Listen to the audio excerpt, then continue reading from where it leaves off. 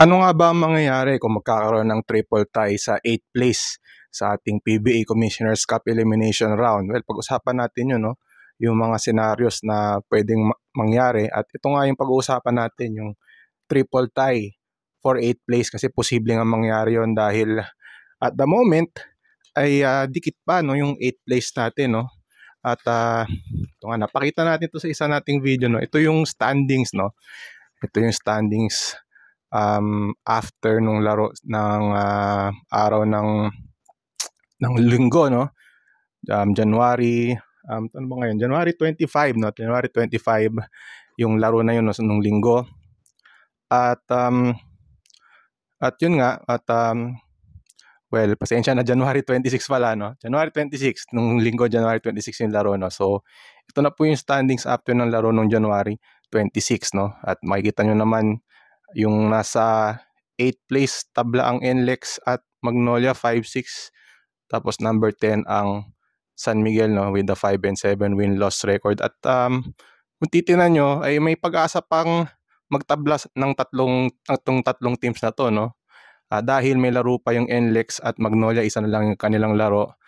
Yung laro ng NLEX will be against Eastern sa Miyerkules, and then ang Magnolia may laro pa sa Friday against Meralco. So ano nga ba mangyayari kung sakaling magtabla-tabla itong tatlong teams na to, no, pagkatapos ng elimination round? Well, tingnan natin yung mga posibilidad, yung quotient nga, kasi dahil i-break yung mga tabla sa pamamagitan ng quotient system, meaning yung mga resulta ng mga laro nila ng tatlong teams na yon ay yun ang magiging basehan para ma-break yung tie, no, yung winning margin ng mga teams na yon. So ito nga lumalabas na ito uli. At pagpasensyahan nyo na yung aking handwriting, pero ito po yung scenario, no? Yun nga nakalagay sa taas. If NLEX loses to Eastern and if Magnolia loses to Meralco, ito po mangyayari. Magkakaroon po ng tablahan, no, sa pangwalo between San Miguel, NLEX, and Magnolia. And according to the PBA rules on tie breaks, yung pagdating sa number 8, pag tatlo ang nagtabla, actually ang nasa rules talaga is if there's a tie 3 or more na tabla, ang mangyayari yung top 2 teams na may mas mataas na quotient, yun po yung maglalaban sa isang playoff for the number 8 spot, no? Tapos yung mga nasa baba, yung may inferior quotient, yun po ay laglag na, no, after nung kompetasyon dun sa quotient nga, no. At lumalabas na ang mangyayari is ang San Miguel and NLEX ay ang magkakaroon ng mas mataas na quotient, no. Titingnan niyo yung San Miguel may 1.0120 na quotient. Yung NLEX naman may 1.0051 na quotient, no. So lumalabas na sila po yung maghaharap, no, para sa number 8 spot, no.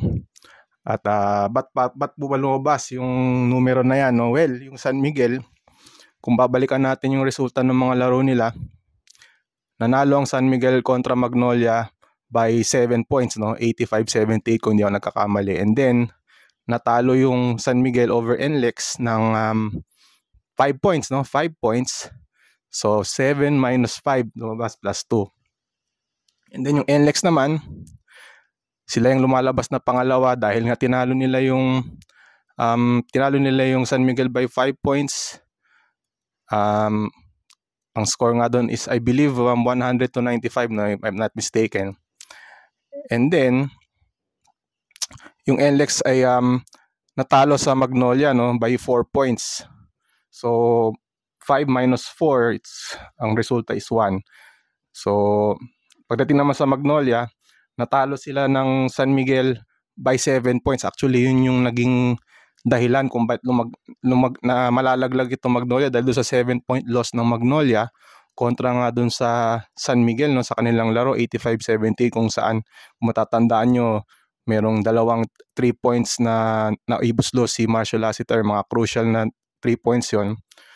So dahil doon ay meron silang minus 7, tapos kahit naman nanalo yung Magnolia sa NLEX by 4 points, I believe the score was 99-95, ang quotient na lalabas is yung 0.9833 or yung minus 3 na point differential. So lumalabas na yun na nga, kung magtabla itong tatlong teams, ang mangyayari ay maghaharap ang San Miguel kontra NLEX sa number 8 spot at malalaglag na itong Magnolia. So kung titignan natin, ay may pag-asa pa itong San Miguel, no, pagdating sa quarterfinals, pero wala na nga sa kanilang kamay yung kanilang fate. Kailangang matalo ang NLEX sa Eastern sa Miyerkules, and then dapat matalo rin ang Magnolia sa Meralco sa darating na Biyernes. So, yun po yung isa sa mga scenarios na pwede mangyari, no, yung triple tie sa number 8 spot. At kayo ba, kung kayo papipiliin, sino ang gusto nyong maging number 8 sa tatlong yan? Siguro sabihin niyo yan sa ating comment section, at gusto nating malaman kung ano yung inyong pananaw dun sa tatlong yon, kung sinong papasok sa number 8 kung sila man ay magtatabla para sa pagtatapos ng elimination round ng Commissioner's Cup.